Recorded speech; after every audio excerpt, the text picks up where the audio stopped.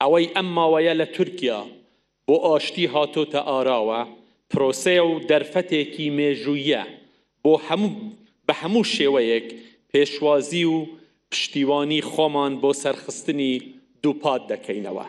ئەمە دەرفەتێکە بۆ بەهێزکردنی سەقامگیری لەم ناوچەیە و کردنەوەی لاپەڕێکی نوێی هاوکاری بنیادنەرانە کە سوودی بۆ هەموو ناوچەکە دەبێت.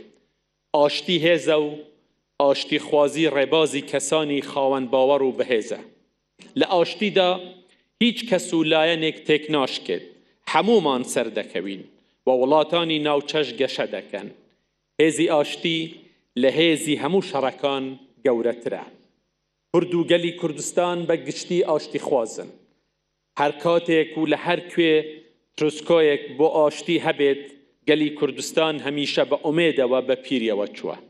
دەبێ هەموو کەس و ڕێکخراوێکی سیاسی کوردستان باوەری بەو ڕێبازە و ویستەی گەلی کوردستان هەبێت.